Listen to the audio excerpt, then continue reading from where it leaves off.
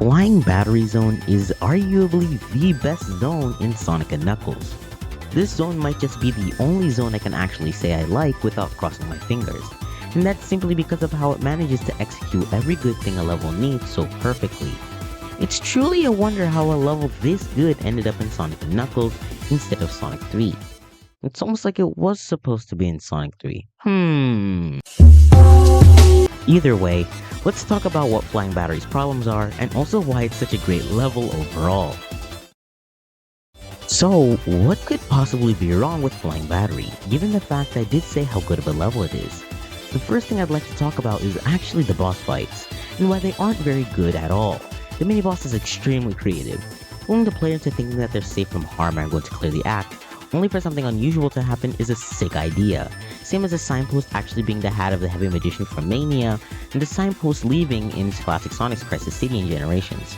So, it's very cool that Flying Battery's mini-boss does this, but the problem with it is the boss fight itself. I'll play the boss fight back, and we'll see if the problem is extremely obvious.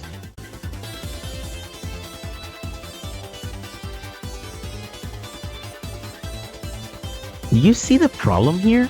You're just doing the same action over and over again, and the boss can't even do anything about it.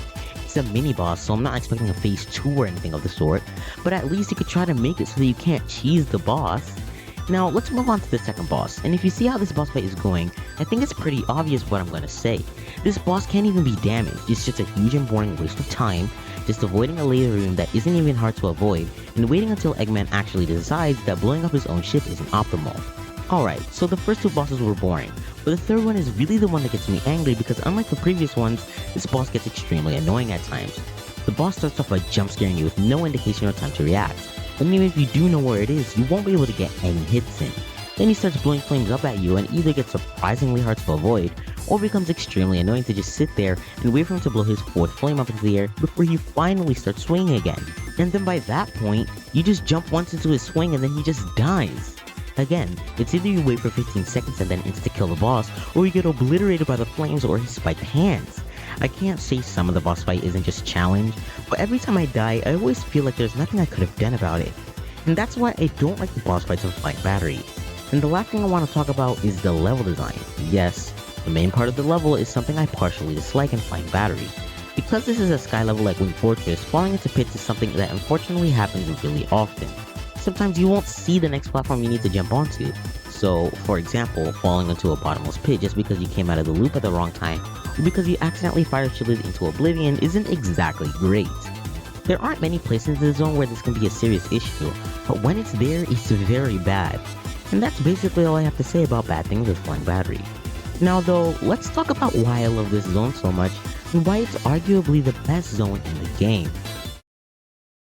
Now, where do I even start with all the good things to say about Flying Battery? It's honestly just that good of a level. I guess we should start off with the visuals of the level, and it's amazing. The level taking place in the sky with the airship feel makes it cool by default, but Flying Battery seems to make the appeal even better.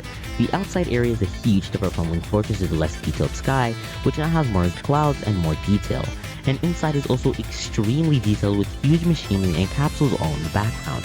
We haven't gotten to see a lot of the inside of Eggman's airship before this point, so Flying Battery does justice to what we missed in Skybase from Sonic 1 and the Master System and Wing Fortress.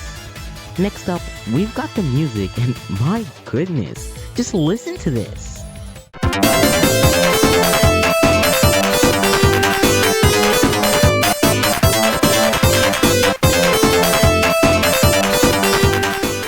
Everyone knows about Ice Cap's music, but I don't see anyone talking about Flying Batteries.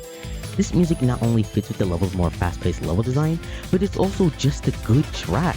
I genuinely think that this music is on par with Ice Cap, and overall it's one of the few classic Sonic zones that I can listen to outside of the game. And lastly, the best part of the zone, it's the level design.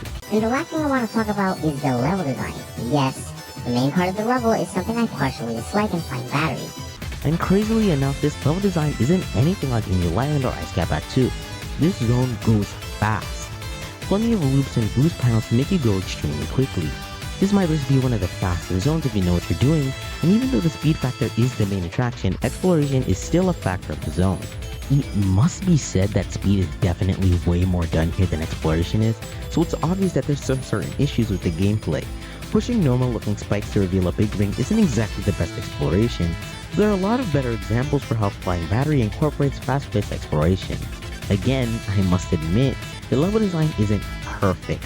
Most of the outside platforming is executed horribly with its extremely annoying moving platforms and its bottomless pits, and the huge corkscrews on the inside of the airship can be extremely punishing if you don't know if they're coming, but overall, the fast-paced level design is something I actually enjoy quite a bit. Overall, I love Flying Battery Zone. It's my favorite zone in Sonic 3 Knuckles along with another zone, and once again, it can be argued that this is the best zone in Sonic and Knuckles.